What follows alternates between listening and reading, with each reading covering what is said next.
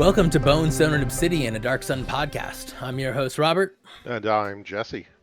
We're back with another fantastic guest who shaped the world of Athos as we know it. That's right. Today we have none other than City, State of Tyr, and Elves of Athos artist Tony DiTerlizzi. Before we jump into the interview, let's go over the most recent Dark Sun news. Well, first off, Athos.org news. We have a new home. We're on Athos.org now, directly. Yes, the source for all things Dark Sun. As well as the first season of To Tame a Land and Athasian Runner's One World Pods, Ashes of Athos, 5th edition. You can find all three of these at https://cast.athos.org. So you can get a whole hub of different podcasts from Athos.org now. Yeah, check those out. Recently, I asked around the internet about what map size paradigm people use in their Dark Sun campaigns.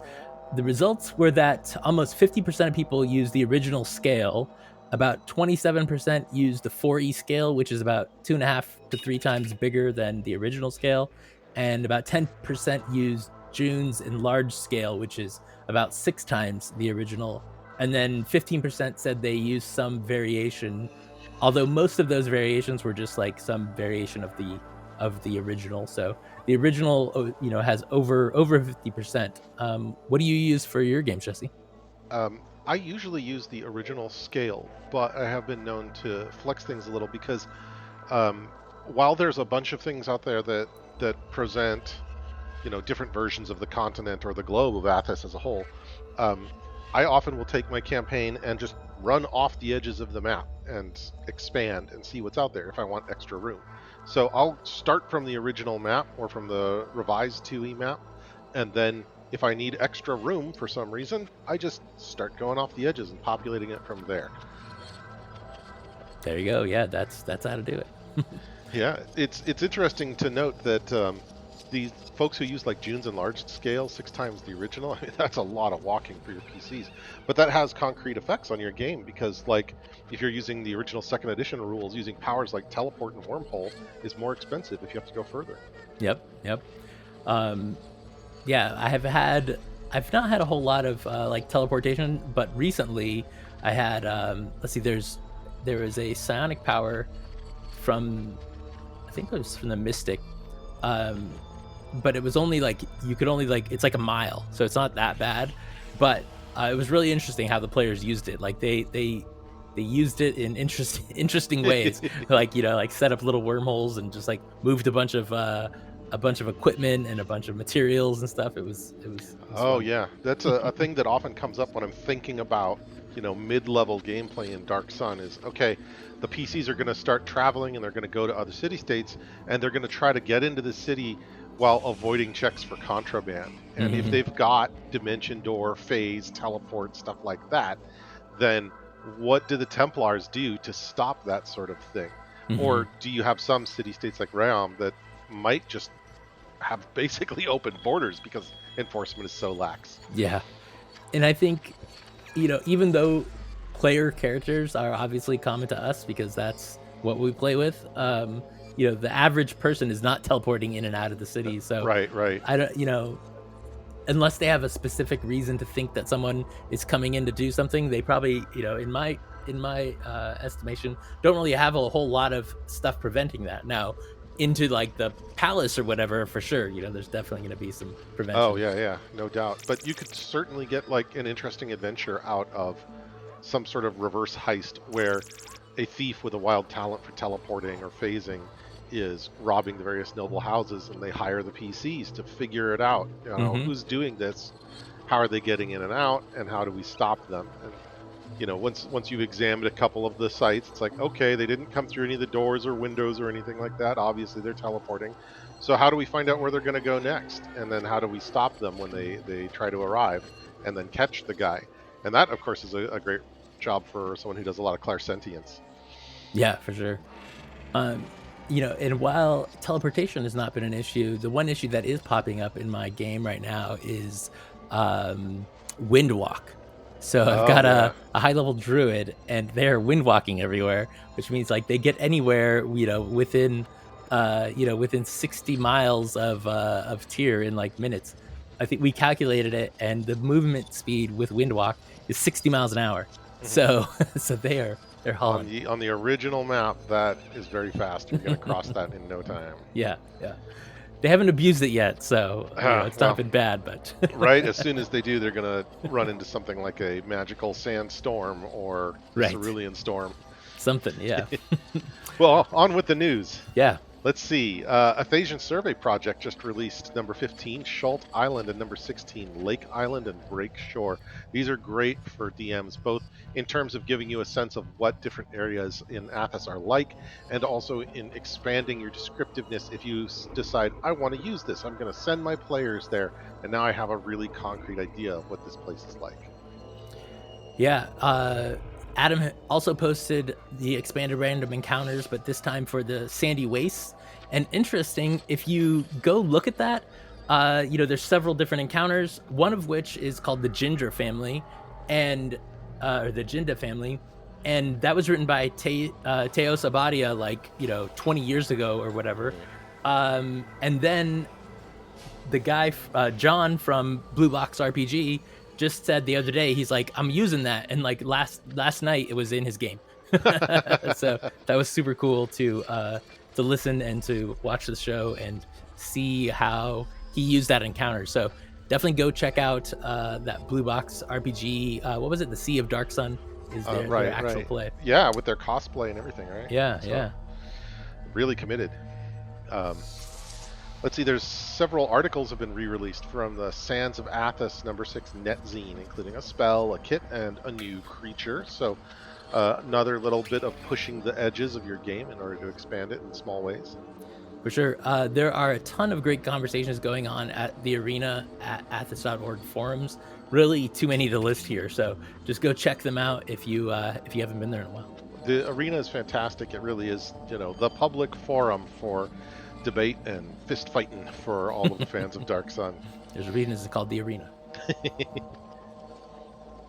I posted an article on my Patreon that included a slew of new terrain that you can use for your Dark Sun game or really any desert game. I was, thinking about the deserts around here in Phoenix, and then thinking about the terrain that was listed in Dark Sun, and so I decided to kind of go see what else was out there. There was a couple of things that I knew about that I wanted to include that were not kind of official. So I went and kind of researched desert terrain all over the world, and really the original designers of Dark Sun did a pretty good job of showing the different kinds of terrain. Now there are a few other ones. What I ended up doing was kind of having these major, I think it was like 6 different kind of major areas, and then within those areas I had 3 different kinds of terrain in each area, and most of them were really covered by the ones that they wrote in Dark Sun, but there were a few others that I added. I also really wanted some more like volcanic activity, so I added specific terrain for volcanoes, and I added another couple of terrain for kind of more verdant areas, since I thought that was lacking a little bit. But you can go check that out and use them for your games. Yeah. Having those sorts of additional levels of resolution lets you really give players a sense of the sensitivity of different biomes. And one of the things that's great about this is that if you do a lot of overland survival gameplay in Dark Sun, shocking, then you can really change up. Okay, you cross another sand dune of the Sandy Wastes, and get some interesting descriptions and changes to the things that the PCs encounter. Yeah, that's actually that reminds me of, speaking of that whole Windwalk. I had those players were flying over some sand dunes, and I described a sand dune, one of the star sand dunes, and they thought it was like a magical thing, and that was listed in the original Dark Sun campaign setting. But it's also a natural thing where there's dunes where you just get like wind that comes straight down and that pushes out, so it kind of makes these starfish shaped dunes. Yeah, there's some amazing natural features out there. makes me want to drive out to the Mojave and take some photos and post them. For sure. Um, So in addition to the arena and Athos.org, the Dark Sun Facebook group has so a lot of great conversations. Adam Frigging asked about spices, and Bob Drew posted a list of Athasian foodstuffs, which we'll link to in the show notes. There's also an article on Athos.org with some food called the Halfling Spoon. And of course, the Athasian Emporium has. he's actually a trained cook, and he knows all sorts of things about fermentation and making sausage and food preservation and preparation. And so his sorts of notes are very comprehensive about the kinds of challenges that you have specifically in the Dark Sun setting, about how you cook food and how you store food, and what kinds of things you're going to be able to prepare and eat, and what that process is going to be like. And this is a wonderful way to sort of flavor your scenes, because eating food is social time, and so that between adventures and fights, it's like, all right, and now the group gets to sit down and eat some stuff. Or what kinds of things can you effectively prepare if you're out in the desert and you kill something and you're trying to eat it? Or what sort of lavish stuff is going to be at a noble's banquet that you aren't going to see anywhere else? Great Yeah, flavor. and in the Dark Sun Discord, there was just like another conversation about food, so it's been going around. Yeah, I love the common conversations about like fermentation and pickling Yeah, to getting that was interesting. into the stuff there that a lot of people don't necessarily think about. Chris Moneymaker, of course, has been working on his Dragoff images and an expanded stat block for Dragoff, the Dread King, over in the Facebook group as well. And we'll have a link to that in the show notes too, so you can check that out if you really want to terrify your players. And Jesse, you've mentioned your Sand Marches stuff, and you posted a new monster that's part of it. I don't think we've really talked about it. Why don't you tell us about what you posted and what the Sand Marches is? Oh gosh, I'll try and keep it short. So back like right at the beginning of the pandemic, I had released 4 different Dark Sun vignettes, mini adventures, and several supplemental kits and things like that, all for the original 2nd edition. And then I ran a poll on the Facebook group saying, what should I do next? And the winner of the poll was an entire campaign. oh, okay, I guess. And then we had a pandemic and everything was wild for a hot minute. And then I kept working, and I recently finished the text and sent it off to my editor. So the Sand Marches is a West Marches style Dark Sun campaign. It's set in the far southeast corner of the map. You know how I talked earlier about just go off the edge of the map if you need somewhere new. That's what it is. And the conceit is your group and a bunch of other refugees, many of them just normal people, are out in the desert because you're fleeing something. That's up to you. You're a fugitive or a criminal, or the Templars, are trying to blackmail you or whatever. And as a result, you can't go back to the city-states, and you're far from civilization anyway. You're out in the desert with a bunch of these refugees, and you have no food and no water. And your first adventure is, we have to find something to eat before everybody dies. And so you go out and you explore to the south and the east. And the Southern Wastes write-up in the campaign books says that the further you go out into the Southern Wastes, the more you encounter strange ruins from earlier eras. So it's an overland exploration hex map, and then in those hexes there's random encounters, and some of those random encounters can include various dungeons and sites and places like that, raider camps and villages as well. There's all sorts of the different monsters from many different monsters compendia. And your characters go out, you explore, you map the overland area, you find these places, you kill monsters and prepare their carcasses for food, as Bob had discussed, and then you find these ruins and you haul treasures out of them, and you bring them back to your little encampment, and you build a settlement where you can survive. There's a whole system for building up your settlement from scratch, systems for building outposts out in the waste, so that you don't necessarily have to start every game at the settlement in the start. So if you want to go, this expedition we're starting over to the east because we explored over there and built an outpost, you can do that, or you can safely return to one of your outposts to end your current expedition. And it has enough content that it should be able to carry you all the way from starting with 3rd level characters in 2nd edition up to 18th level and maybe beyond. There's a random dungeon generator that uses a deck of cards. Each suit is a different type of dungeon, so you might have ruins or mines or a habitation, and you use a specific suit for that.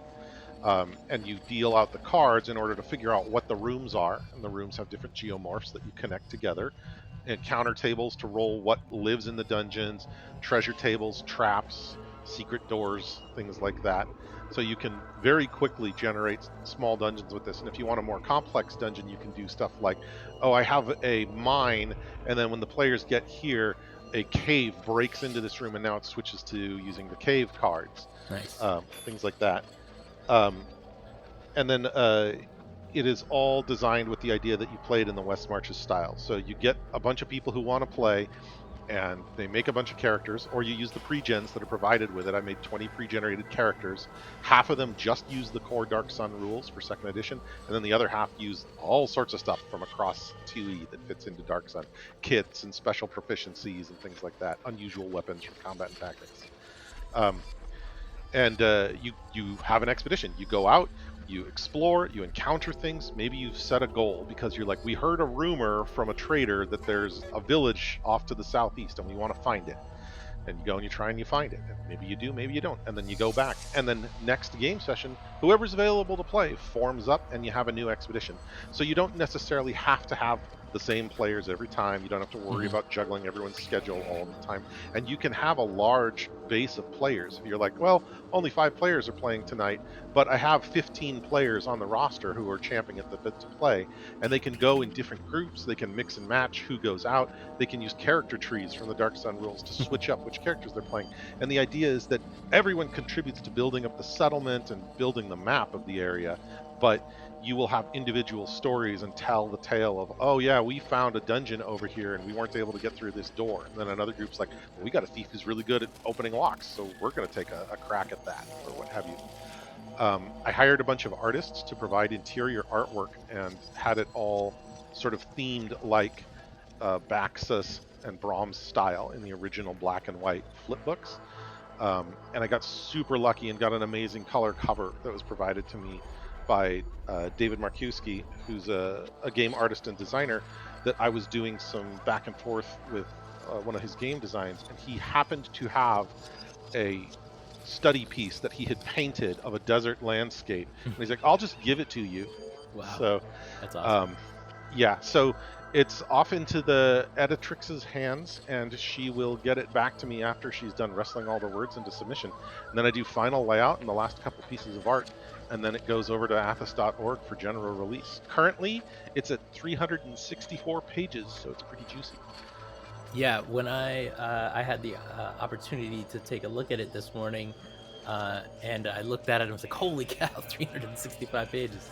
And I started flipping through it, and yeah, a ton of information, lots of tables, lots. I really love the settlement building system you've got in there.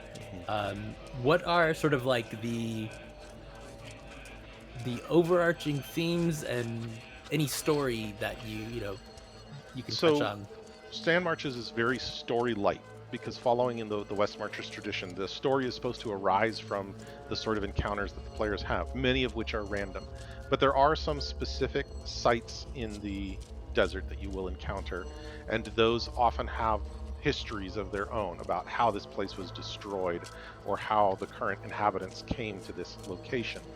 And those stories will then have your players interacting with some of these groups that they encounter, um, based on their own predilections. So, for instance, there's a tiny Velici encampment that you can run into, and they have their reasons for being away from the convent and out in this ruin in the desert where they live. And you can make friends with them or you can make enemies out of them. Similarly, there's a raider camp that's run by an evil water cleric fighter, a multi-class dude, and his minions, and he's basically doing the Mad Max Immortan Joe thing where Hmm. he uses his power to conjure water in order to control his raider band. It's like, Hmm. you cross me, you get no water. And again, you can decide, like, do we want to fight this guy? He's got a small army, but maybe if you've got a 10th level fighter in the group, you've got a small army, so Right. go to town. Or you could decide, I think we should join forces with this guy. He's not very trustworthy, but as long as we keep the upper hand, we can force him to do what we want. and you give players a lot of leeway to figure out how they want to approach these situations, and that's where the story comes from. And I have a light suggestion in one area of like, if you want to link together some of this stuff so that there's a thread for the players to follow to deliberately go from the very start of the campaign through each of these important areas and then to the end, here's a suggestion. But it's just that, a suggestion, and I leave it up to the DM to decide like how much they want the story to be a preordained sort of story versus how much you want it to be just you're wandering the desert and you find strange things. Nice. Yeah, that emergent story is a cool aspect of of the Sand Marches, and really just of an older Hmm. school kind of style of play. It's funny, the other day, again, bringing it back to the Windwalk, my Hmm. players, like, they zigged when I thought they were zagging, and so they went, way off, and they're like, "We're gonna do this thing," and I was like, "Okay," and so they went and did it, and they at the end they were like, "Wow, did we throw you off too much?" And I was Hmm. like, "Well, yes and no." I was like, "Yes, I did not expect you to do all this," and so everything that we did today was new, but no, because I have a million tables that I created recently about kind of random things that you will find in each of the different terrain types. And so I just rolled on the tables, and they found these cool spots, Yeah, and that was exactly. that was it. Yeah. So speaking of circling things back to the original question, the monster that I posted. So uh, there's a couple of chapters in the book that cover some new monsters, some new magic items, and psionic powers and things like that. And the monster that I posted on the Facebook group is the Obsidimal, and this goes back to first edition. In Monster Manual 2, there's a creature called the Chrismal, which is an elemental earth creature that's made of crystal, and it's like an intelligent matrix of crystals that takes the form of something kind of like a spider or a scorpion.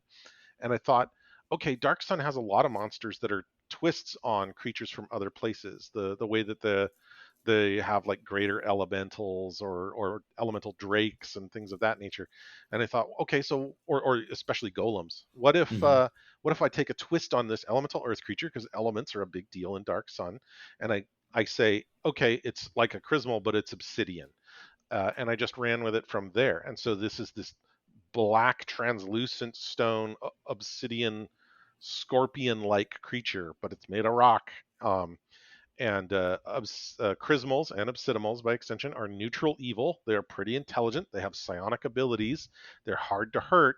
It's a pretty dangerous mid-level creature, but it's one of those sorts of things where if you're out in the Obsidian Flats or something like that, it seems plausible that you might meet one of these Hmm. kinds of things. And they usually form very small groups, and the only thing they need to survive is obsidian. So if they're in the obsidian flats, like they're good to go. They have no need to trade or whatnot. But if your adventurers pose a credible threat to them, they might, try to talk to you and say, hey, let's not fight. Conversely, if some other monster in the area is a threat, they could be a quest giver and be like, hey, this terrible monster is a horrible threat. We've collected all of these gems from the natural crystal formations that we live in, and we'll give them to you if you kill it for us. But they're neutral evil. So if you come back all beaten up and wounded, they might just try and murder you. Um, and so, yeah, that's sort of indicative of what I've got going on with the new monsters and sand marches. Some of them are completely new. There's a couple of new kinds of undead, and then some of them are putting a twist on older monsters into a Dark Sun context. Nice. One of the things that I guess in my sort of head canon was that there are like more elemental beasts and elemental creatures in general. But Hmm. when I was looking recently at the monsters manuals, they're very rare. Like that, the elementals and even the elemental beasts. Like I always took the elemental beasts as just sort of like a way to put in kind of elementally themed creatures that were more just like regular beasts, right? Hmm. That weren't as powerful as elementals or something like that. But they are kind of listed as very rare. And I was like, oh, I was like, in my Dark Sun, they're definitely more common than that. Yeah.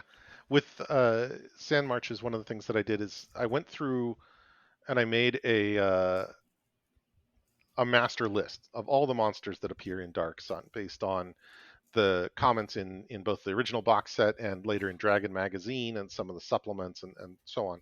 And I started just going through every monster that I could find. And I made a quick sheet of like, here's what biome these monsters are in, and here's how rare they are.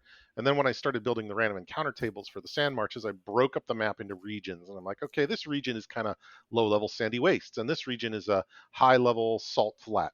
And then I built all of the encounter tables based on taking pieces of the master list and going, okay, if this is a high level salt flat, then I need monsters that are primarily in the salt flat biome and that are in the like 12 to 15 hit die range.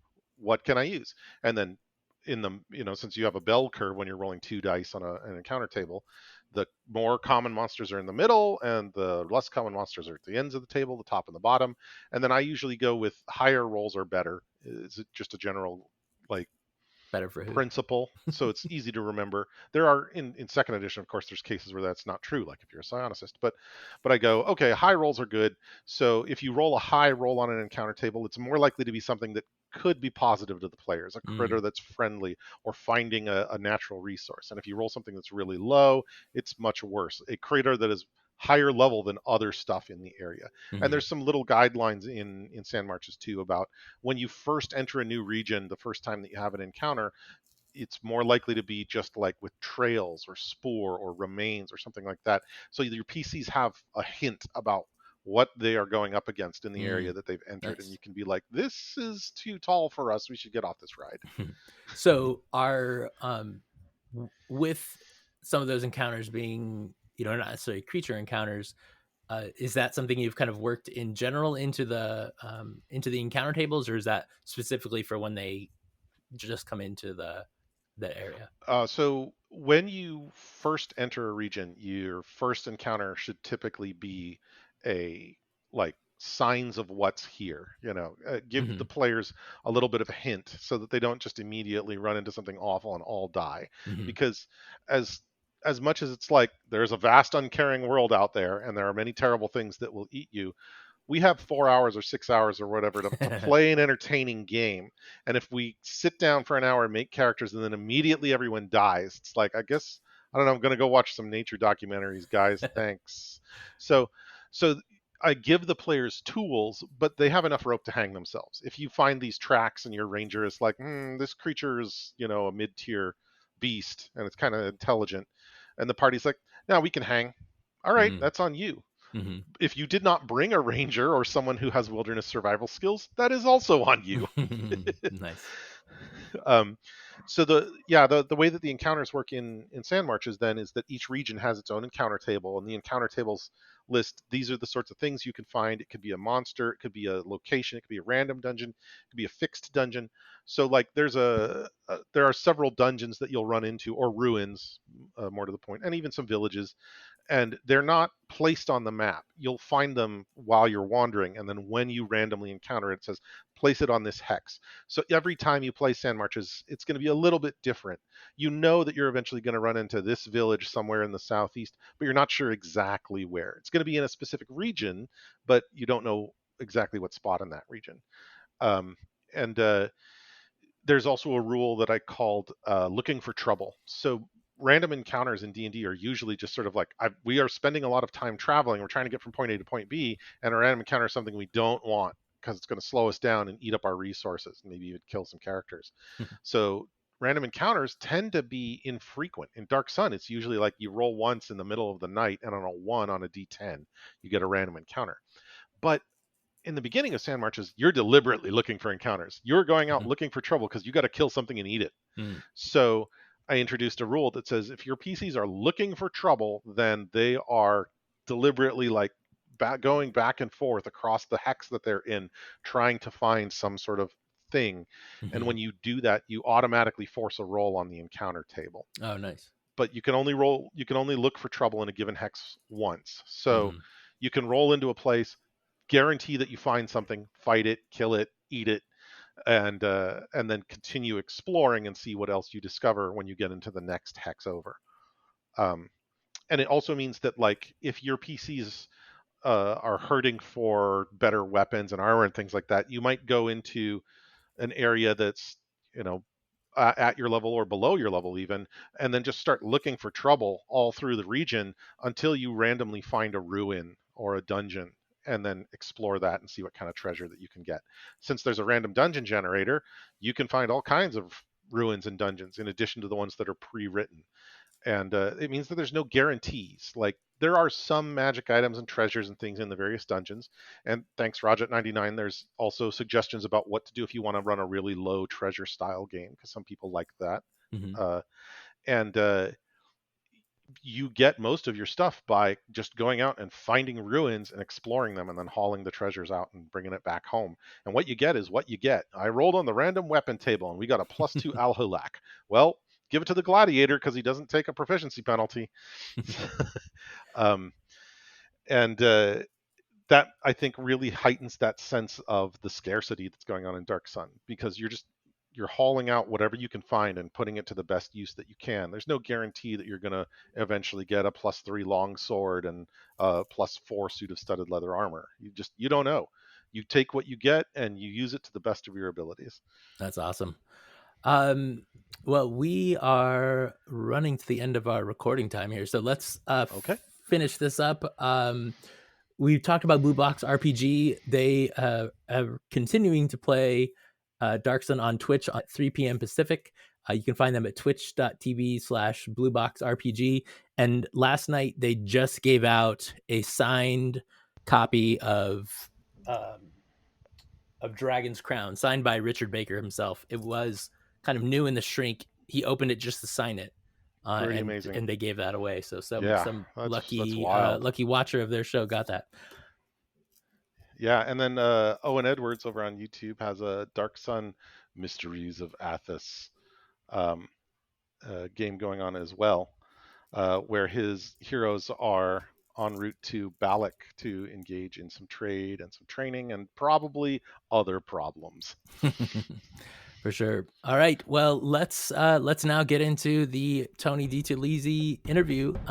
Thanks for doing the news with me, Jesse. Fantastic.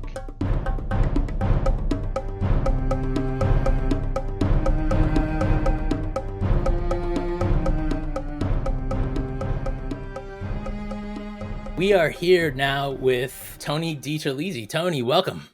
Hey, thanks for having me, Robert. We've had Tim Brown on, Tom Baxa, and when I was looking at something online and I saw your Dark Sun sketchbook again, that reminded me, I was like, hey, I should ask Tony to be on. So thank you for coming on. I really appreciate it. Well, it's my pleasure. Thanks for having me. I haven't thought about and looked at my Dark Sun art in a long time, but it's almost 30 years ago to the day that I was in Athos, drawing away, working on these on the two adventure books that I worked on way back when. Yeah, so if you are a Dark Sun fan, obviously you probably know Tony for his work on Elves of Athos and City State of Tyr, but he's done so much more. Looking through your credits was really astounding. Looked like you kind of started with D&D with a hardcover Monstrous Manual for second edition. Was that the first thing you worked on? I actually did a box set before that for Dragon Mountain, which was the Dragon Mountain second edition big adventure. Massive. Yeah. So there you've got that, the Monstrous Manual, Complete Ranger's Handbook, which I loved. And then you also worked on, obviously the Dark Sun stuff, Planescape, Werewolf, the Apocalypse, Changeling, the Dreaming, Vampire, Dark Ages, some third edition D&D books, Pathfinder, Deep Magic, 20th Anniversary Changeling, and that's glossing over a bunch of details within each book. So that's just a lot of great work over the years, and that's just for role-playing games. Thank you. Yes, I spent the better part of the 90s illustrating many role-playing games. It was a pretty glorious time for me as a young and aspiring illustrator. Nice. So, we've heard that you were a D&D player before you were kind of professionally in the field. There's a quote on your Wikipedia page that you said that you would copy Trampier's drawings over and over. Well, what do you love most about his artwork? Oh, well, I guess I'm fortunate in that I was like 12, 13 years old when when Dungeons and Dragons really hit mainstream in like 82, Hmm. 81, 82. I was just right at the right age, and I loved comic books. I love fantasy stories and fantasy films, certainly of the day.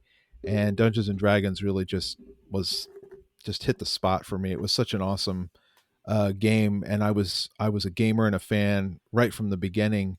And I think as a kid who loved to draw, um, there was something very approachable about those early books. The artwork had a style, it had a flair to it, but it wasn't it certainly wasn't painterly at all. Most of the interior illustrations were pen and ink, and I just felt like I could copy that. I was manageable, very different than some of the artwork that you see now in the Dungeons and Dragons books, where they're very painterly, Hmm. there's a Hmm. finish to them, there's a veneer to them, a polish to them that just wasn't there in the '80s. And so, I absolutely was drawn to that style of artwork uh, in the AD&D Monster Manual and Player's Handbook and Dungeon Master's Guide, and so I would copy those drawings all the time. And Dave Trampier's style, it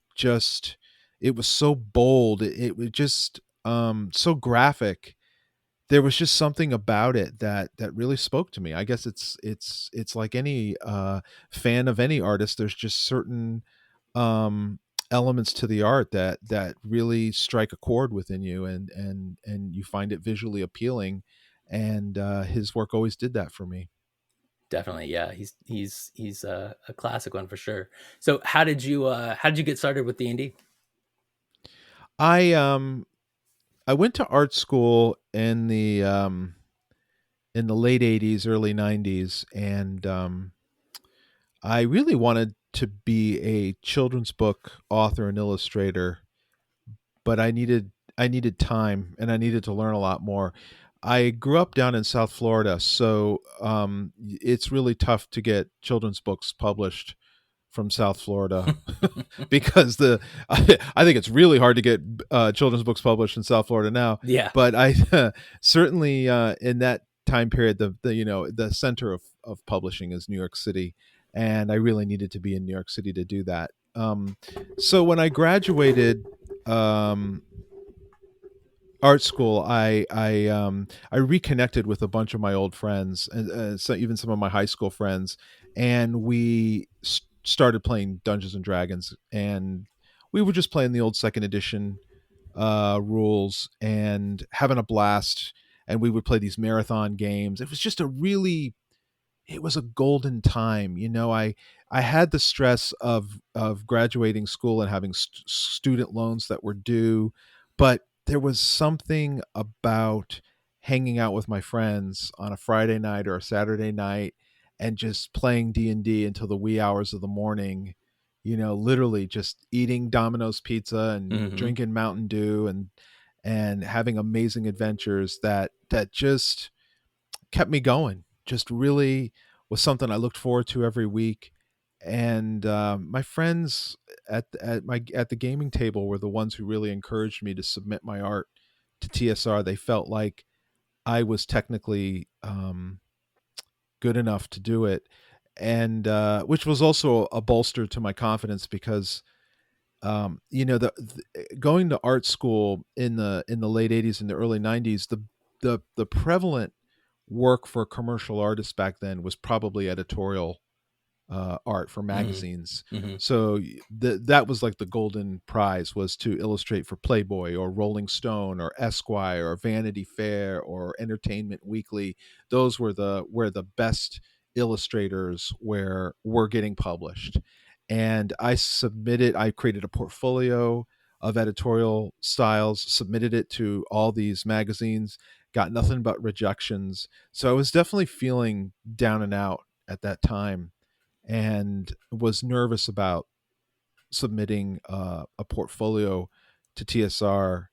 But with their encouragement and my younger brother Adam encouraging me, I sent a portfolio of drawings up to Lake Geneva, and was rejected right off the bat. And I got a nice letter from the art director, who was Peggy Cooper at the time.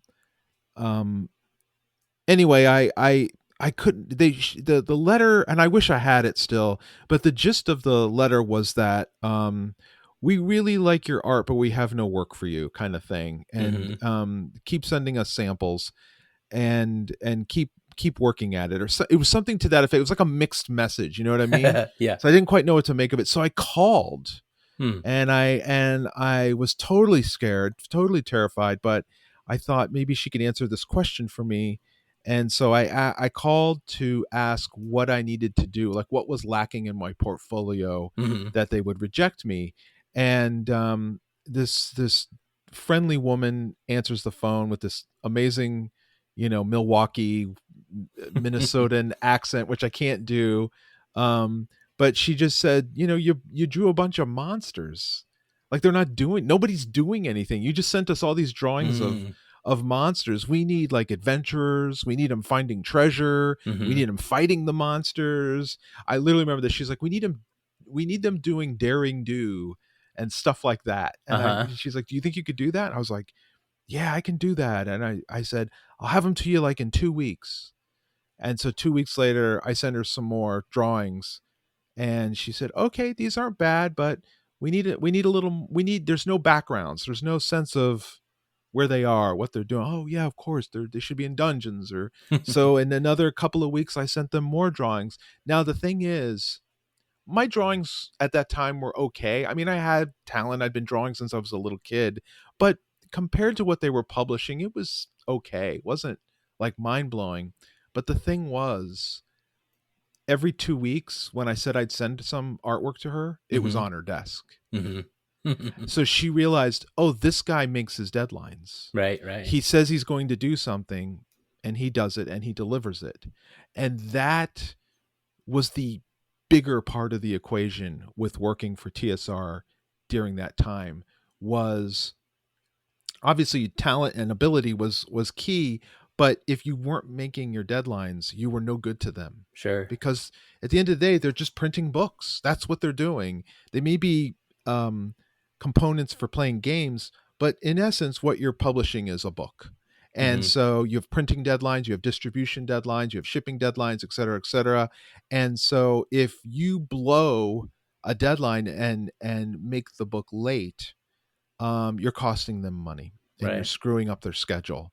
And certainly TSR had a pretty um, rich release schedule back Hmm. then. And in the Hmm. early '90s, you had Dark Sun, you had Spelljammer, you had the core books, you had all those handbooks they were doing Yeah. at that time. So they were releasing a lot of product at that time. And unbeknownst to me, I think that is probably one of the key components of why I got hired. Was I was tenacious about it, picked up the phone and actually called, but also got the work in when I said I would.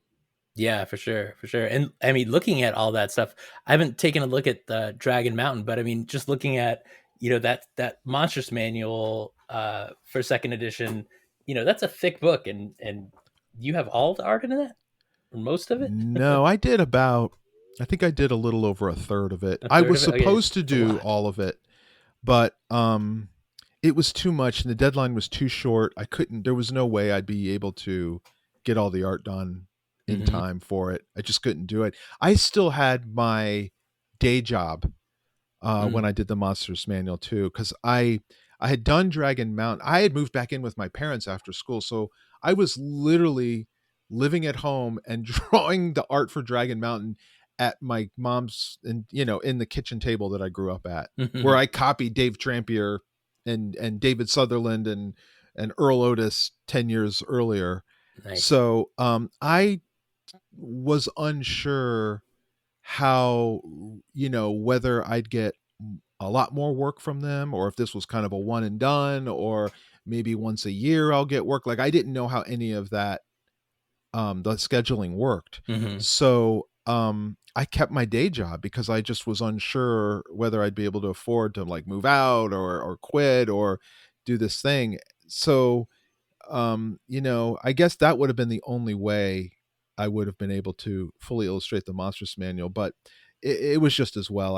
I really wanted the quality of the artwork to be the best that I could do at the time. Hmm. And drawing monsters on nights and weekends in 1992 and 93, that was enough. That was good. I kept busy, and then after that, I finally moved out, got a place, and got like a 2-bedroom apartment where I could set up one room to be kind of the studio Nice. and work. And probably the first art I did was Dark Sun. Once I'd moved out, that the luxury that I now had of some money saved up from working on Dragon Mountain and the Monsters Manual allowed me to give it a go. Quit my job, try to be a full-time illustrator. Nice. So you had done the Monsters Manual.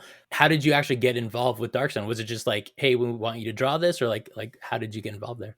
That is a very good question. I want to say the team at TSR knew about Planescape, but they hadn't told me about it yet. Hmm. So a bunch of things happened in 93. I go to Gen Con wouldn't have been until August. And I Hmm. did the art for Dark Sun before then. I think if memory serves, Robert, what they wanted to do was they told the art director Peggy told me, we have you in mind for a very big project that we want to do with you, and because of that, we don't want you booked Hmm. on a lot of stuff. So we're going to give you some small jobs in the meantime. And Dark Sun was what I did in the spring and early summer. Hmm. And I think that's how it went. And then I did a bunch of and then I flew up to Lake Geneva to meet with everybody at TSR. And then for that, I prepared by doing some more finished, fancier images to try to get work in Dragon and Dungeon magazine. I remember that specifically. And then going in and meeting with the art director, Larry Smith, I think his name was, a wonderful guy. And then going to Gen Con, and then getting more work, and then getting overloaded with work because you had mentioned the White Wolf stuff. I'd started to get White Wolf reacted well to my artwork, and so by the fall I had gotten the call for what from White Wolf to do work, and then Planescape to do Oh work. So wow. it went from like a drought to yeah, Nice. raining, Good problem to pouring. have. It was a very good problem to have, but I was very young and did not know how to handle Mm, that kind of. I was not prepared for the life of a freelance illustrator, that it does ebb and flow like that. sure, sure. So before we started recording, you'd said that you guys had played some Dark Sun. So how was that? To going from having played it to now drawing some stuff for it. Strange, weird, not. The thing was, when I think back at that period in my career and my life, the artists that were on staff at TSR at that time: Jeff Easley, Fred Fields, Janelle Jaquays, Brahm, Hmm. Rob Rupel. They were all, and then obviously Larry Elmore and Clyde Caldwell and Keith Parkinson you'd see them. They were locals, so you'd see them if we flew up. You'd see them at events and so on and so forth. Their painting was amazing, and I was Hmm. intimidated by their ability, their artistic ability. I mean, granted, they were all older than me, but I felt like there was no way I could paint like them.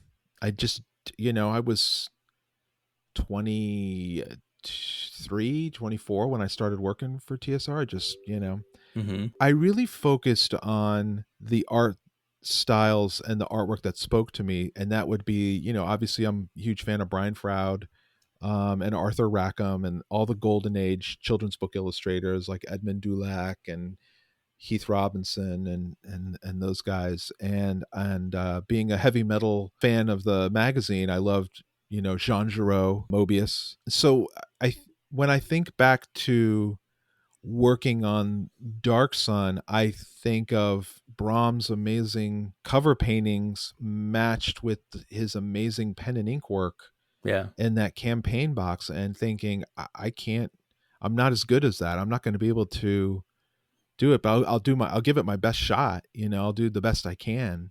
Hmm. and being excited that I could get an opportunity to illustrate for this world that I felt was just Braum world, which was, visually, Yeah. but feeling like I had a long way to go and a lot to learn as an artist and an illustrator. Hmm. That's really the overall, when I think back on that period, that's the feeling I have Hmm. when I think back on my those months that I was working on Dark Sun.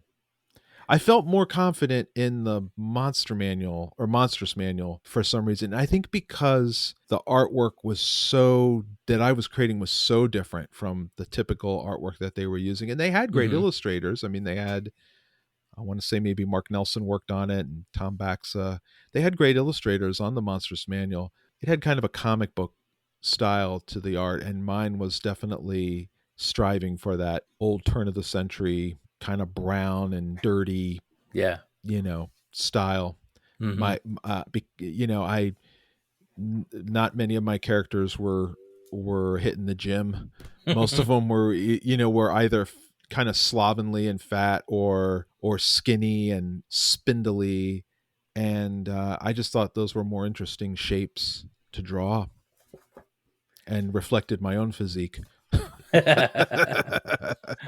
Nice. Yeah, looking at some of the art here, like the dragon turtle. Yeah, it's definitely different than it feels like there's more depth than some of the other art in here. Yeah, I tried to reference as much as I could too, and the dragon turtle is, growing up in Florida, that's just a snapping turtle, alligator Right. snapping turtle. I was like, this is just a giant snapping turtle. I would probably draw it a little more fantastic today. I'd probably infuse a little more dragon into it than I did then. Hmm. But, I was just trying to keep up a level of quality in the artwork that I felt that book deserved, as it was the first color version of the Monster Manual. And I Yeah. was really excited for that. That was a big, yeah, at that point you either had the AD&D Monster Manual that had been around for a decade or more after at that point, and then you had the Monsters Compendium, the 3-ring binder, but those were all black and white. Hmm. Hmm. Nice. So, what do you remember about your, playing in Dark Sun? Like, what are the things that that kind of drew you to it? Being thirsty. We had our gaming group definitely had some adventures in Athos, and coming from a standard D&D game, we were super excited, and then it was kind of a getting adjusted to the new normal that was basically, operating Hmm. in Dark Sun. No metal weapons. I remember looking for water. Definitely remember a couple of the players kind of complaining why we're there, and somehow, we have a mission, yada yada yada, we end up in an arena, and it's like Mad Max Beyond Thunder. We were in Thunderdome, and Yes. everything went south from there.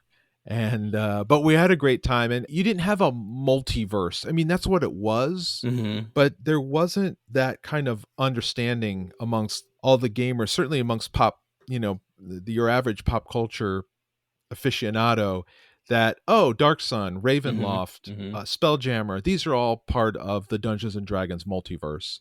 But we understood it and loved exploring all these different, realities, these different worlds within Dungeons and Dragons, especially for our characters. I think once they got up to a certain level, 8th or ninth level, we'd played a lot of adventures with them. We'd had them for a long time. Hmm. If, oh, it's a dungeon crawl, okay, here we go, I do this or I Yep. do that. Oh, look, it's a rust monster, put the poison on your sword, throw it on the ground, like Hmm. you get a little jaded. You've experienced a lot of these things, Yeah. so to be thrust into Athos or Ravenloft was really exciting, because it was like the table was flipped, you were in a new world. And that part I loved about exploring Hmm. and playing Dark Sun. Nice. So looking at let's get into specifics. So looking at City Okay. Citateer, Yep. which came out in July of 1993, it looks like. So what kind of lead up did you have? Like when were you sending them the art for this? Well, I was able to pull the sketches, and I do have a handful of the original art. Let's see. The original art was done in May of that year. Okay. Wow. That's the finished art. So I Hmm. suspect the sketches were probably April. Hmm. So that's right after I've handed in the art for the Monstrous Manual, because I think the Monstrous Manual art was all due in March. I think it was like the end of February, early March. I don't remember this. It's just what my notes are telling me Uh-huh. that I Sure. actually had the foresight to write down. So there might have been a little bit of downtime in between, and then I was on to Tier. I think I worked with Dory Hine was my contact on that one. I don't think I worked directly with Walter. I could be wrong, but Dory Hine, is Dory, that Dory Watry? oh, Same. Dory Watcher, yes. Okay. Yep. She was, yeah, she was the project coordinator. So I feel like Hmm. she was my point person on that, but I could be wrong. She's the same person for, well, Peggy Cooper's on that. I'm looking at elves, The elves, yeah. but there's And not that a, was yeah, it's Dory Watry interesting. was in there for editing on the Elves of Athos. Yeah. Anyway, I think that's who I worked with on Hmm. that. I could be wrong. I don't remember it being particularly complicated. I think it was just I definitely spent some time getting to know the world a little more. I think they just wanted to see some developmental drawings, just like how, get a sense of the flavor Hmm. of it, how to draw the clothing, how to draw the armor, how to draw the weapons, and the characters and so on and so forth. And so I have a bunch of those drawings, and some of them I pasted into kind of one of my scrapbook style sketchbooks, because I had like a little Dark Sun sketchbook that I'd made that had a lot of the development of kind of understanding the world and figuring it out. I was going to ask you about that. So, Yeah. the sketchbook kind of came like that was sort of like at the same time that you were doing all this. Yeah, it I have one for Dungeons and Dragons as well, and as I was putting together the samples for Dungeons, for TSR, I was sketching madly. I was sketching all the time on all kinds of paper. I didn't have one dedicated sketchbook for it. I would draw on napkins in restaurants. I would draw on, loose leaf paper. I had it all in kind of a folder, and then finally I just said, I bought a sketchbook. I aged it and made it look all beat up and old, and I taped down Hmm. all these sketches that I had done over the course of a summer and made this little scrapbook of all my drawings. And when Tim Beach, who was the project coordinator, called me for the Monstrous Manual, he asked if I had drawn, owl bears and Hmm. trolls and kobolds and rust monsters and things like that. And I remember I remember doing this.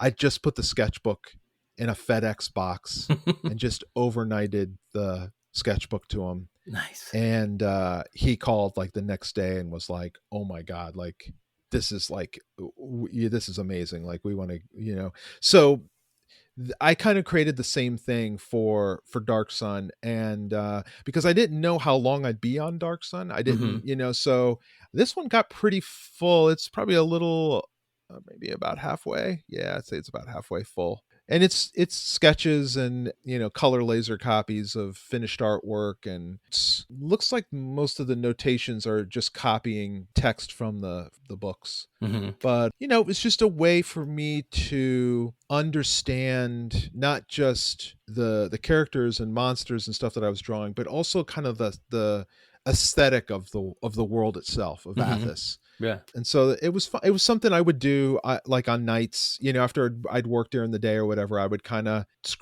essentially scrapbook, tape these my sketches in it, and write notes and notations, and I'd splatter paint on it and everything and make it look kind of beat up and old, and just put together this little book. And so I kind of did it, and it looks like I'm kind of paging through it now. Looks like I definitely added art after I'd finished Elves of Athos, because there's stuff here from July. So I must have thought they're going to give me more work after Hmm. after the Elves of Athos, and they don't. Right. That's when you jump to Planescape, right? Well, they in their mind were like, we want to put them on Planescape, but I Yeah. was not aware of that yet. Hmm. So yeah, it definitely. I'm looking at some of the drawings in the back, and there's no notation. So yeah, it looks like I went till July. So yeah, April to July is when I worked on it, put it together, and at the same time, I'm illustrating the books themselves. Hmm. And for those interested in seeing this, Tony posted on Twitter and on Facebook, which we'll link in the show notes, so you can go see some of the pictures of his sketchbook. And so, looking at the City State of Tyr book, you had mentioned before about how they wanted you to, have more action, but looking at the City State of Tier, they're more like slice of life kind of pictures. There's not like a whole lot of action. It's just like what's going on in the city, which is awesome, because there hadn't been a lot of that at that point, I feel like. So what can you remember about kind of drawing those, or any of the art direction or anything like that? Yeah, the truth is I suck at drawing action, to be honest with you, Robert. I'm not really, it's not my normal go-to. I try so hard, but I just can't. It's one of my weaknesses. I think, yeah, I mean, I think you're right. I think I was definitely trying to do kind of slice of life. Okay, you know what I do remember now that I'm looking at this? The artwork was drawn, and I don't remember if this was a mandate from TSR or my own thinking, was that every illustration was drawn from the point of view of the player. Hmm. Mm-hmm. So everything I'm looking at, there's an illustration on page 25, which is it's Grick's weaponry. So it's basically an arms store where you can go get Yeah. weapons and so forth. Mm-hmm. And Grick is at the counter looking at you like, what do you want? What are you going to buy? Yeah. I do remember that, drawing him like that and thinking about that. But I don't recall again if that kind of drawing from that point of view came from the art director or was my own kind of like, ha ha ha, I have an idea. Let's Mm-hmm. try this. That was definitely one thing I remember. And it both it and we had talked about this kind of before we started recording, both the reproductions in Tyr and in Elves of Athos is terrible. It just I think because they were used to working with artists like Tom Baxa, who's primarily just straight pen and ink. There's no Mm-hmm. wash, there's no gray tone or gray Yeah. scale. And I was using, gray markers and pastel and a little bit of airbrush, and it turns into mud Mm-hmm. when they reproduce it. Interesting. I would have thought. I mean, I'm no artist, but always thought it was like watercolor. Your No, stuff. no, not for these. I wouldn't switch to watercolor until the Monstrous Annual that I think I probably did next or at some point. And then Planescape was watercolor. Oh, okay. And I think the reasoning was, in art school, you did a lot. I did a lot of sketching. We did a lot of comps with markers. Mm-hmm. I could work really fast with markers, so become quite adept with them. And they were Prismacolor markers, which are alcohol based. They're probably like Copics are now. If there's any of your listeners who are artists, they're like the Copic pens Mm-hmm. that a lot of artists use now. So you could put down color very quickly, and then you could use a marker and dip it in rubbing alcohol or a Q-tip, and you can manipulate the color, Oh. the pigment. So that was something. I didn't do it a whole lot, but I did do it from time to time. And then my secret sauce on this was I had these pastel pencils that I would use. They were essentially a very, very soft, chalky pencil. Mm-hmm. And I would draw on top of the marker drawing and smear it and rub it to make everything look kind of dirty and grungy and, Mad Max. Sure. So that was kind of definitely my thinking then. And I don't think I used airbrush for Tyr, but I certainly used it for Elves. Mm-hmm. Elves of Athos, which I think the artwork's a little better in Elves, even though it's printed for crap. For those City State of Tier pieces, are those all black and white? They're gray. They're just gray marker or various shades of gray, but they're like warm gray. So they're actually I'll scan some so that you can share them with your Oh, that'd be listeners. awesome. They are definitely have a warm feeling to them, like a pewtery, Mm-hmm. almost taupey Okay. coloration to them. But they were done using the same tools that I used on the monster. They're actually, yeah, they're done using the same tools that I used on the Monstrous Manual, but they're kind of a bridge to Planescape because definitely the art in Tier is exactly how I worked in Monstrous Manual. Same exact tools, same Mm. ballpoint pens, same art markers, same pastel pencil. But I start using the airbrush in Elves, and that is more how Planescape kind of looks. Now that I look at the Elves stuff, it's definitely a precursor to Planescape with all the airbrush in it. Yeah, it just seems like it's heavier. There's more. more color, although it's black and white, but more, there's more. It's Uh, denser. yeah, yeah, It's denser. I was definitely becoming more aware of figures and shapes and silhouettes, and really there's some real storytelling going on. I mean, I'm still technically not great. There's some action I'm seeing in elves. I definitely there's some fighting going on, which is fun, and some bartering and things like that. But I don't know. I feel like the Brahm art was so good. I loved his pen and ink drawings in for sure. those books. Some of these pieces in elves especially feel like they are heavier and have like a harder line than you normally have, and so like I was wondering if some of that was like from Brahm, since it seems kind of similar.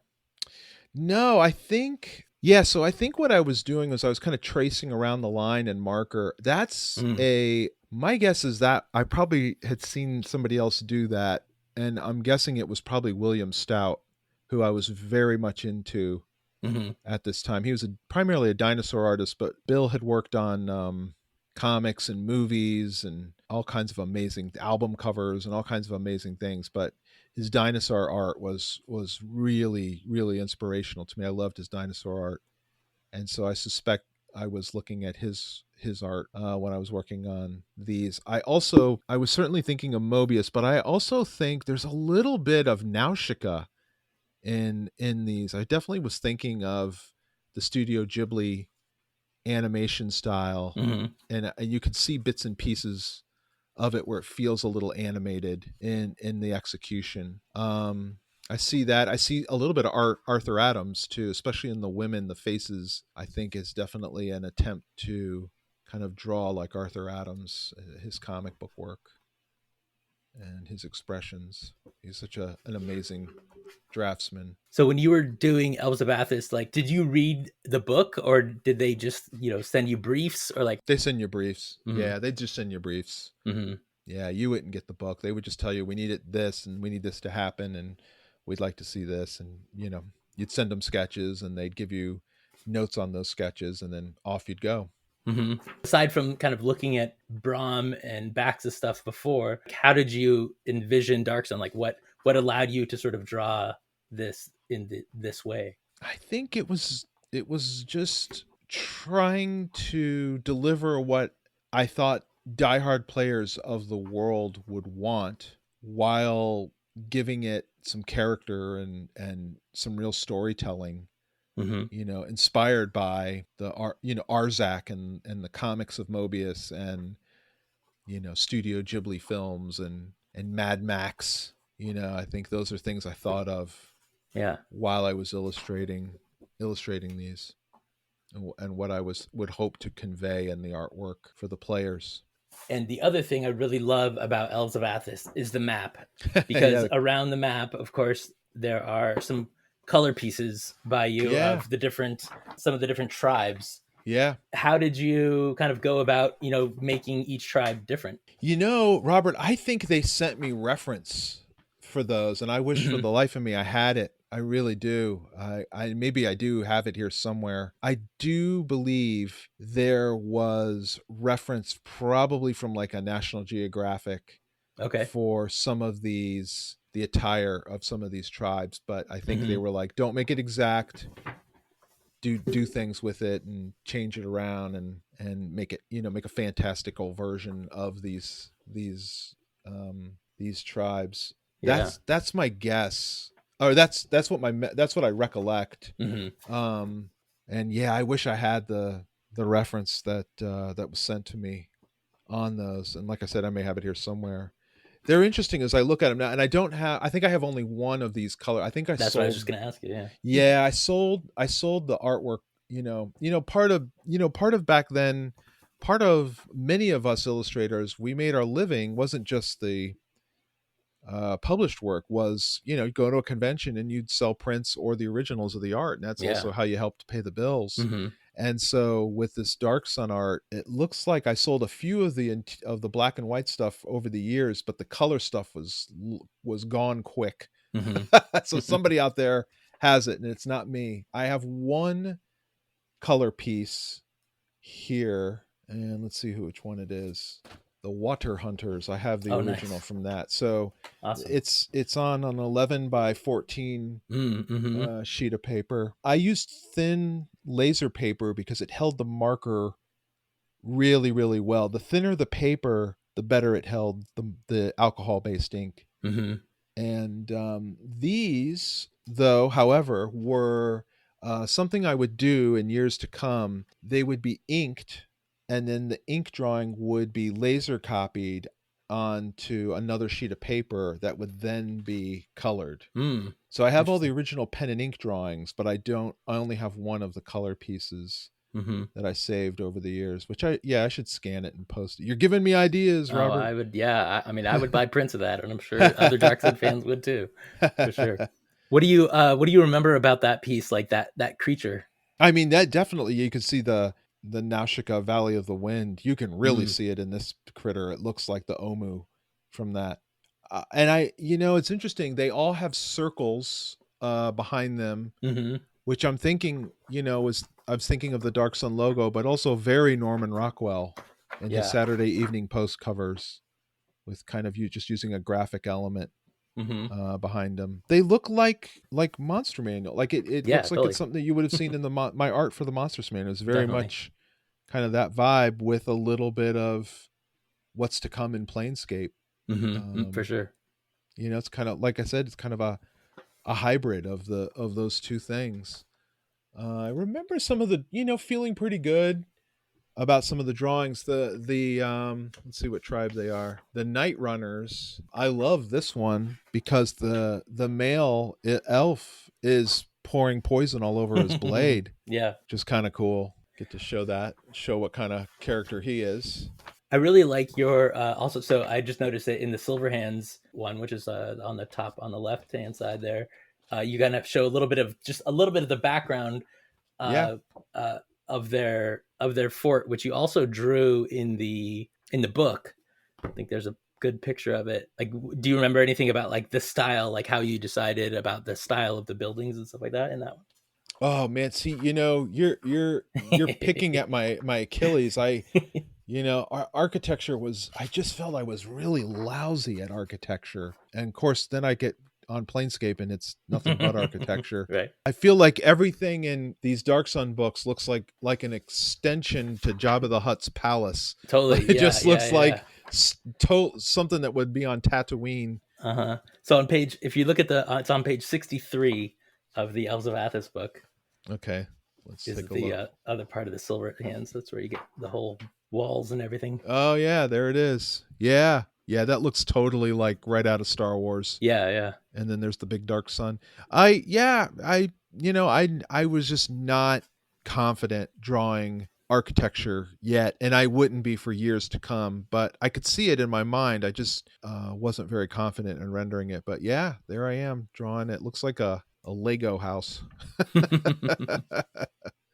Well, I think they're awesome. I mean, Oh, I well, thank love you. definitely, Elves of. I've always loved the elves, anyways, and then having your fantastic art in there just made it all the better. Oh, well, thank you so much. I was looking closely at the little insignia at the top of the page, and I think I drew that. It's Oh getting yeah, to that nice. point now, Robert, where I'm like, I don't remember every drawing I've done anymore. They're so, Right. there's just thousands of them at this point. Mm-hmm. But yeah, it looks like some of the insignias. I don't think I did all of them, but I definitely did one of them with the Cool. shield. Oh, nice. Yeah. Yeah, funny. Awesome. Well, so we've been talking about Dark Sun, and then we've also been discussing bits and pieces of Planescape. So let's start talking about that. Okie doke. This is a Dark Sun podcast, but Planescape is probably my second favorite D&D setting. So they had already marked you for to be part of Planescape before you had heard of it. Yes, a couple things happened. I flew back up to TSR in the fall of '93 and was asked to join the staff to be a staff artist for Planescape, and I turned it down. I turned it down for a couple of reasons. One, I had just my girlfriend, now wife, had just moved in with me, and I knew she wouldn't move to Wisconsin. Two, I was also at that time corresponding with Jim Henson's company Oh. and trying to get work with them. Mm-hmm. And they were very interested and said if I moved to New York City, they could give me work. And so I was like, I need to build a road that gets me from Florida to New York Mm-hmm. City because I can illustrate for TSR anywhere. Yeah. And so I knew that if I went to Wisconsin, I wouldn't make it to New York City. I would have stayed in Wisconsin, and because I loved being there, and I loved Dungeons and Dragons. I love the artists. I Mm-hmm. love I didn't I had a couple artist friends in Florida, but not a collective like there was up at Lake Geneva, Sure. where they'd all go to dinner afterwards, and it was all the artists, and they're Mm-hmm. talking Mm-hmm. they're talking about everything Yeah. from art stuff to non-art stuff, and it was like it was amazing. I was so inspired hanging around all those amazing artists and talented people and storytellers as well. Um, but I really had to stick to my guns, and I really wanted to try to make a go of New York City. So I was fearful that if I had turned down the position that I wouldn't get Planescape, but they said that was not the case, that they really wanted me. And I became the sole illustrator of Planescape for a number of years. I don't even remember how many years it was now. 3 or 4 years. I felt like Mm-hmm. I was the only artist on it, aside from Rob Rupel and Dana Knutson, who did a lot of the concept art, but also would do the covers. Right. Yeah. And it was glorious. I felt like I was unleashed. I felt like everything led up, the Monstrous Manual, Mm-hmm. the Dark Sun stuff, the little bit of art I had done for the magazines at that point, it all led up to the Planescape. And I was really able to create something special with an amazing team of game designers. Yeah. I mean, when you talk about like Brahm and Baxa being Dark Sun, it's like that's not even close to what you did. I feel like with Planescape, like because like you said, it was primarily you. Like you Yeah. just everything was was your vision pretty much of the way it looked, anyways, and it Yeah. really tied everything together, along with, of course, the great like graphic design that they had for all those Yeah. books and everything. Yeah.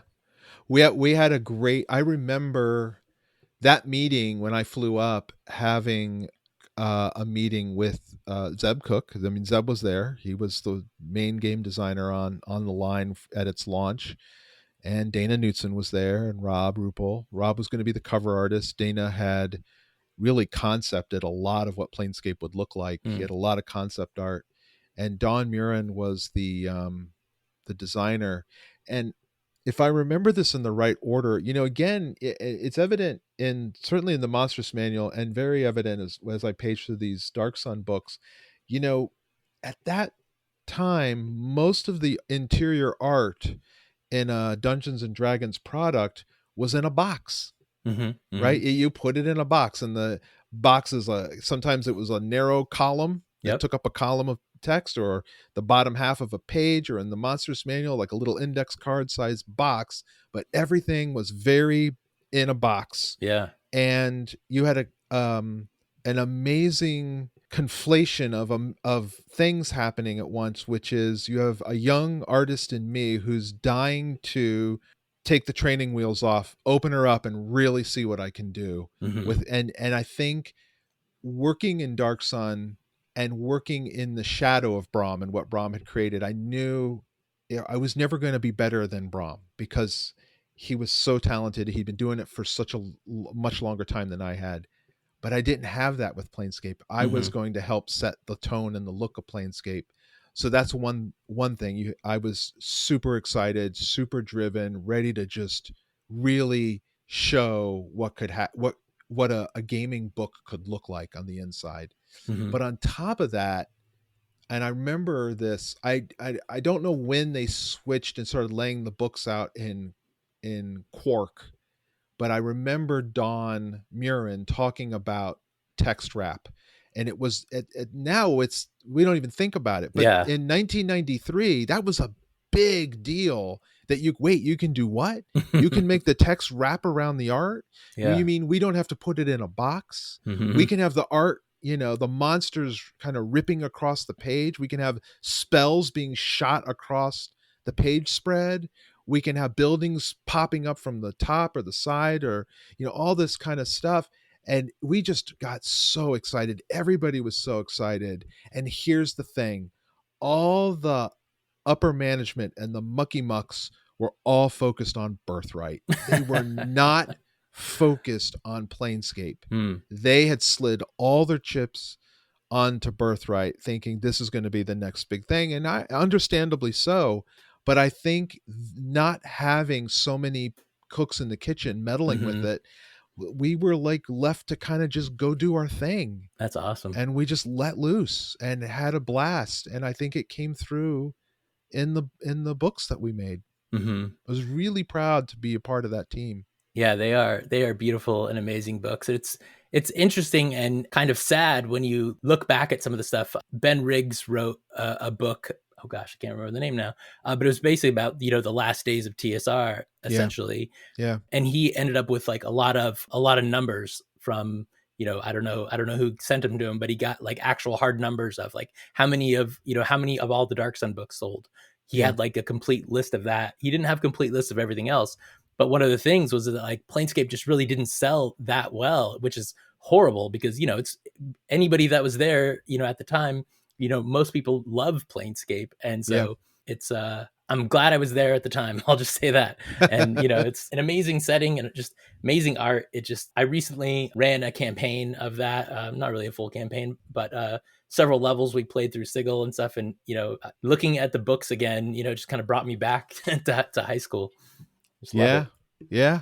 They were wildly inventive, and everybody was just really excited Hmm. about the world we were creating and the things we were doing. And it was just great friendships were made. People I'm still friends with to this day: Don Hmm. Murin and Dana and Colin McComb Hmm. and Zeb, and then later on Ray Valise Sure. and some of the folks there.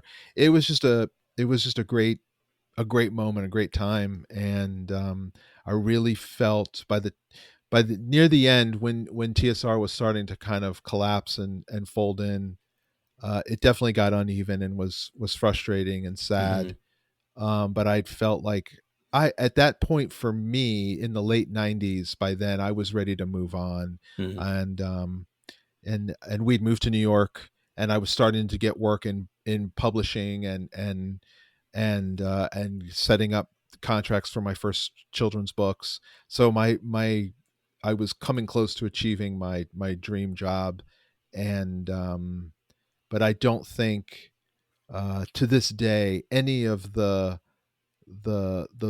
books that I've created for young readers, Spiderwick Chronicles or the Wandla trilogy, those books wouldn't be as rich as they are or be as successful as they are if it wasn't for my years working for TSR and getting a chance to play in these worlds like Dark Sun and Planescape. Are there any pieces of Planescape art that you really remember that really kind of mean Planescape to you? It was breakneck. The deadline, Hmm. because I was the only artist, I was working at a breakneck speed, so fast that there for the first few products, there are no preliminary sketches. I just went straight to final, to art. Hmm. So they had Wow. no idea what they were getting, but the only way I could make my deadline was to just start drawing and just go. They were not happy about that, but it was the only way I could do it. And so the deal I made with them was, look, if you don't like it, send it back and I'll redo it. But I think sketching the 100 drawings or however many I had to do for the campaign set, the 100 plus or more drawings that were in the monster compendium that came right afterward, Hmm. then going into another box set, I mean, there was just no way I could sketch all that art, send it to them, have them route it, give notes, and then eventually approve it. That's tons of time you're eating up. Yeah. But if I could start tomorrow and just start creating finished art for you, Hmm. we might actually make the deadlines. And they were willing to take a risk with me. At that point, I think I'd earned their trust, and it Hmm. was a huge gamble for them. I mean, I Sure. could have flaked out, or but it was the opposite effect. I just wanted to shine. I really wanted to create some of the best art that I'd ever created up to that point, and really try to make some of the best art that we'd seen inside a gaming booklet at that point. Nice. And Well, I definitely think you succeeded. thanks. And I'd send it at chunks. I mean, don't get me wrong. It wasn't like, okay, it's the end of the month. Here's your 100 drawings. Surprise. Uh-huh. I would send the stuff in chunks. So they were seeing it as it was coming in, and it was getting them very excited. And Zeb was very excited about what he was seeing. And so, that was comforting and reassuring, Hmm. and, a great, incredible validation. I still remember I was working on the campaign setting, and I don't remember what, but it's got a bunch of little booklets in it. So Hmm. I'm just cranking the art out on that. And he called one day and he said, you know what the Modrons are? And I'm like, the triangle and the square guy, like from Monster Manual 2? Yep, those guys. Thinking about putting them in Planescape. What do you think? And I was like, I mean, maybe. I don't know. I don't, well, give it a read. Tell me what you think. I'm just thinking about it. And I was like, okay. So that's not what he sounds like, but that's just my best impression of him. So I open up the Monster Manual 2 and I read. I'd never read it. We never encountered him in our games. I never read about him, nothing. So Hmm. I read it and I'm like, oh wow, this is really fascinating. And we had recently watched the film Return to Oz, Mm. which was kind of the sequel to The Wizard of Hmm. Oz, that was Hmm. done in the late 80s, early Yeah. 90s. And there was a character on it called TikTok who was kind of like the Tin Man, but he was more steampunky, for lack of a better word. Hmm. And so I did the Modrons, kind of thinking of this version of TikTok from Oz, and sent it to Zeb. I faxed it to Zeb. It's being faxed to him. I did like one or two of them. I did like the Monodrone and maybe one or two others. I sent them to him, and I'm like, "What do you think of this?" And he was like, "That's it. We're gonna put the Modrons in." Nice. So that was pretty exciting.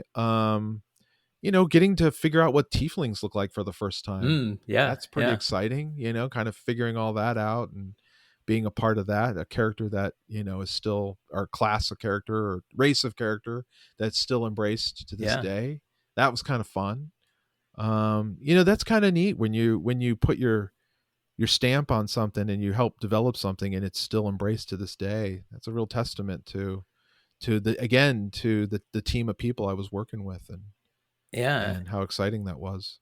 And nothing says embrace to this day like doing more Planescape art. So I saw that you were going to do some 5th edition Planescape art. I What can did, you yes. tell us about that? So, yes, Planescape's coming out for 5th edition, and I worked and created a special, like the alternate version of the core books Hmm. that will be available in brick and mortar hobby stores this fall.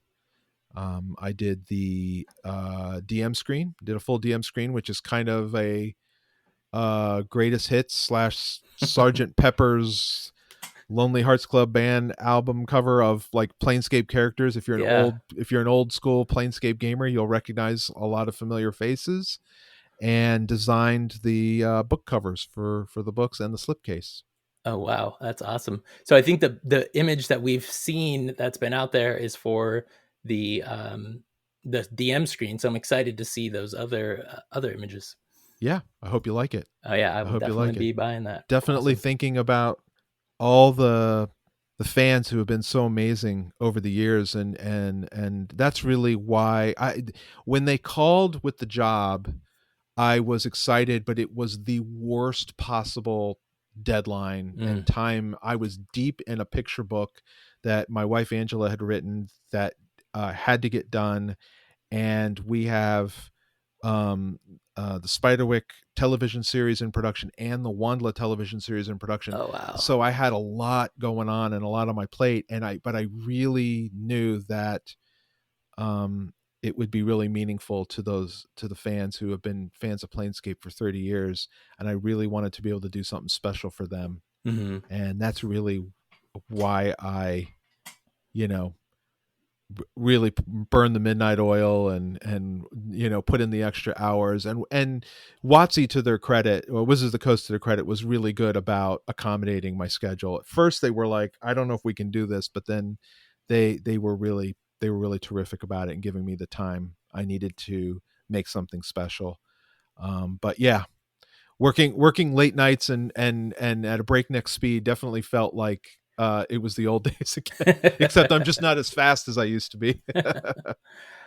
So looking at this art, it's definitely your style, but it's definitely feels like so much. I don't know, like whereas before, the Elves of Athos and the Planescape stuff, there's like a lot of like white space sort of, in a lot of that. But in looking at this picture, it's full color, just so detailed. Like Yeah. what did you kind of change purposefully from the way you used to do Planescape to like this version? Well, Robert, I learned how to draw architecture finally. It took me 30 years, and I could finally draw buildings. um, I think, yeah, I just wanted to give it a sense of place, and Sigil is such it's a character, right? I mean, it's Hmm. not just a city. It is a character unto itself, and that it's such a vital and important part of that world. So I really wanted to let it have that kind of presence, and I wanted to also be able to show the portals and show Mm. how you actually go in and out of planes, out of places. So I wanted characters kind of zapping in and out of portals. So that was kind of my something I really didn't do a whole lot of during the entire run of Planescape. Hmm. So I kind of started there, and just wanted to give it an overall feeling, mood that felt like the old Planescape, but then bring it forward in time to appeal to a gamer of today. So I Nice. worked at Wizards of the Coast. At their request, I worked in the same tools that I used Mm. Nice. back in the 90s. So the dip Uh-huh. pens and the watercolor and the pastel pencils. The only difference was I did, instead of using an airbrush, I did a lot of the shading and the gradients in the computer. And so that was how I was able to Uh-huh. do some of it, and special effects that I wanted to be able to add in the computer as well in Sure. Photoshop. So that was kind of how it was done. But Very cool. yeah, it was great to go back and Hmm. revisit them. I mean, I think I certainly, the stuff's perhaps not as raw as it was 30 years ago. Sure. It's a little more refined now because Hmm. Yeah, I've been doing it for a long time. for sure. But I think in some ways it's closer to what I always saw in my head, Mm. but just didn't have quite the technical ability to render back then. So if it feels a little more exaggerated or animated, it's because I always saw it that way. I just didn't have the ability to render it in that way. You Awesome. Well, know, I'm excited to get those and check that out. very So cool. you kind of mentioned that by the end of the '90s you were sort of ready to be out. Plus, the TSR was having its troubles, Yeah, and so I know you've done some Magic, and you yeah, kind of did quite a bit of other RPG stuff. One of the worlds that you did a lot in is Changeling. yeah. Your art, when I saw it in there too, I was like, amazing, fits perfectly with this. What can you tell us about that? The experience for Changeling was smaller than Planescape, but very similar in that they Mark Reinhagen had created this world, and they had a concept artist named Joshua Timbrook, who was an incredible artist as well, and he would illustrate a lot of the interior art in the White Wolf books. I loved his art, and he had kind of designed the classes and different species of changelings that you could play. Hmm. And and it was kind of the same thing. They were like, we want you to take this concept art and do some really cool illustrations that we can use as kind of iconic plates within the core book, but then use later as the covers for the individual Hmm. books on trolls and satyrs and elves and so on and so forth. So yeah, that was right. I want to say that might have been that might have been 1995 or yeah, I think it was 1995. I worked on the Changeling, Okay. those main big plates, Hmm. and I was looking at a lot of Leonardo da Vinci at the time, and da Mm. Vinci's pen and ink style, the way he drew in silver point. I love the paper, the 500-year-old paper, and how it was stained and browned and foxed. And so I tried to replicate the look of just like a very aged antique paper, and did these kind of, not these observational journal style illustrations that would be not unlike Da Vinci, but also are kind of a precursor to Spiderwick, specifically the Arthur Spiderwick's Field Guide. Okay. uh, and so they those were, I honestly don't remember much working on them, but I do remember, when I look at them I smile, because I do remember having a great time working on them, and hoping that they, I remember I was very concerned that they would look different enough from Planescape, that they didn't look exactly like my art Hmm. for Plane. I remember that was like a big deal for me. And I don't know. Maybe they do, maybe they don't. But that was, there's certainly the same tools and medium that I was using at the time. Hmm. Yeah, just when I saw that, I was blown away. Let's see. Jesse had some other questions here. You kind of already talked about that, kind of your inspiration for some of those World of Darkness pieces. Then he also asks, mostly in regard to Changeling, what Yeah. what were the things that you would say that you learned from stretching to do different kinds of art that were useful lessons to you as an artist in developing your style and your Oh, yeah, skills? got it. I think trying different styles for these different game worlds definitely has an impact on me later in my career, and learning how to kind of render the subject with a slight difference, maybe yeah, in actually how I'm rendering it, or what mediums I'm using to render it, is becomes very important to me later. I'm just figuring it out in the 90s when I'm working, going from Dark Sun to Planescape to Changeling and Werewolf, Hmm. but I apply it much stronger now when I work on my children's books. So I will think about it almost like a film director, and approach it with like, what style do I want to render the art in, like that best suits the world and the story, and then how do I convey that in medium and tools? What tools would best give the emotion or the feeling or the mood that I want to convey, that is in sync with the story I'm telling? So for instance, is this kind of a light, soft story? Maybe the illustrations are just done in a soft pencil, right?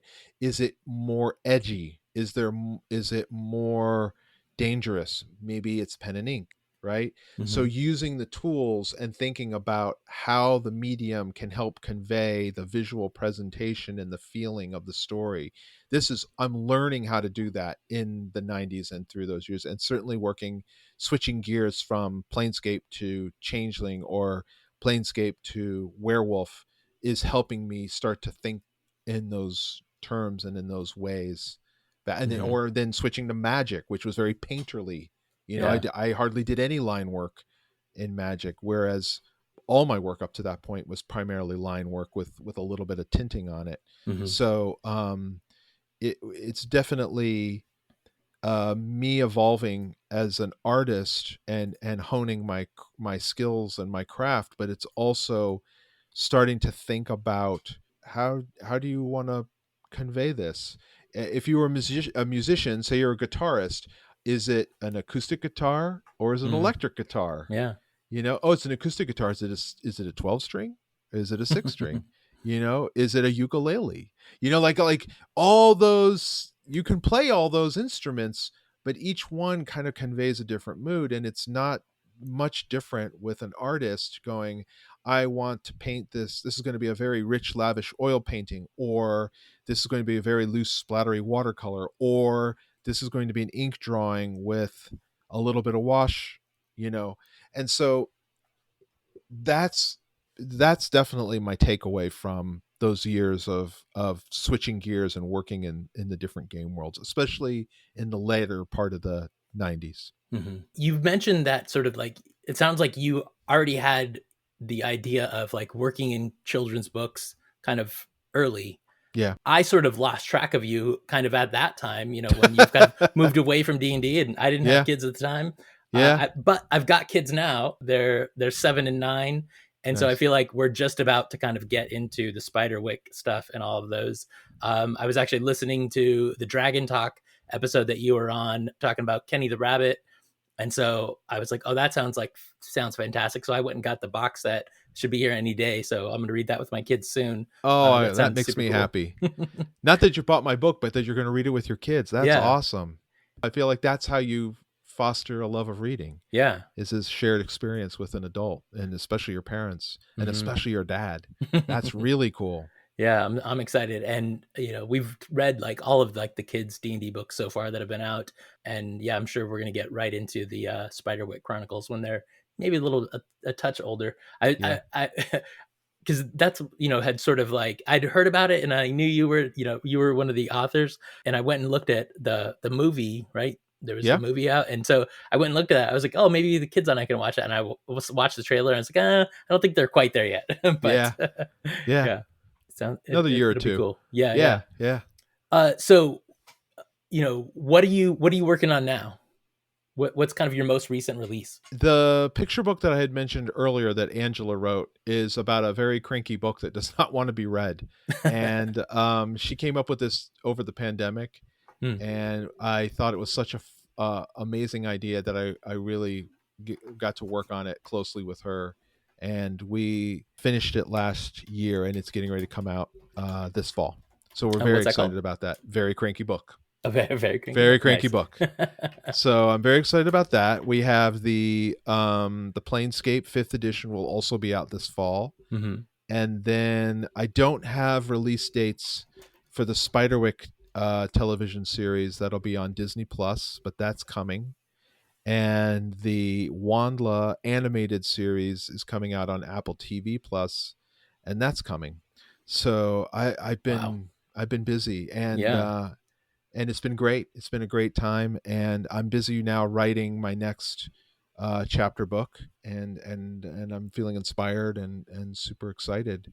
So it's and at the same time, kind as I'm moving forward and making new things and creating new things, I love pausing now and kind of looking backwards and looking at where I came from and looking at the things that brought me where I am. I'm very I'm I guess mid 50s you start to reflect back on the things you've done in your life, and I'm so thankful for the fan base that has always been there from the very beginning for me, from 1993 1992, when when I just first got started in Dungeons and Dragons, and some of those fans are still following what I do to this day, and it's very meaningful. That's an adult. 30 years is an adult, and for people to follow my work and tell me how much my artwork meant to them means so much more than I think they'll ever know, because there's certainly times as an artist where you don't feel adequate, and you don't feel that feeling never goes away. I think in some ways it's part of what drives me, certainly, to be a better artist and a better storyteller. I can't tell your listeners how many days that I've had where I just felt down, or I didn't feel like I was relevant, or the news of the world had me discouraged, and it could just be a simple comment on social media that's like, I love your art, I've been a fan since Dark Sun, I've been a fan since Planescape, and I love the new thing, and it just fills me up, really does. And I can get like, hey, I just found out about your books today, and my kids love them, and that fills me up. So I'm very grateful and humbled by the love that I've received over the years from folks like you and all the fans who love that stuff I've done in the beginning of my career. That's fantastic. Yeah, I mean, I've definitely been a fan for years, and I appreciate all the hard work and the imagination that's gone into all of your art. So thank you. you're, you're welcome. Thank you. Thank you. I'll keep, you know what, I love kind of, on every Thursday, I try to dig into the archive and find some old nugget from way back when and post it. It's kind of kept me, it's easy for me to not think about social media and just go off and I'm busy writing or I'm busy doing whatever. I'm in meetings all day or whatever. And so it's a good excuse for me to like, oh, what are we gonna dig up today? Let's show them this, and Yeah, let's show them that. And I don't know. I just post stuff that I would like to see from other artists that I love, and that sure. some other artists share. But I think certainly the process stuff I love sharing because that's the type of stuff I love to see. I love seeing sketches and Yeah. the photo reference and all that kind of stuff. I just find it fascinating, and certainly with the Dungeons and Dragons, because the history of it and its publications is so compelling and interesting to so many fans that love the publication history and the formation and the creation of all these books and components to a game we all love so much. Thank you so much, Tony, for being on the show with me. It's been an honor. Well, thank you. Thanks for having me and for letting me yammer on about Dark Sun and Planescape and all the fun stuff I got to do way back when. Of course. So, aside from DiTerlizzi.com, where can people find you online? So I'm on Instagram, I'm on Twitter, and I'm on Facebook. And if you can spell my last name, you'll find me. All right. Well, thanks, Tony. Really appreciate it. Thank you so much, Robert. Take care. All right.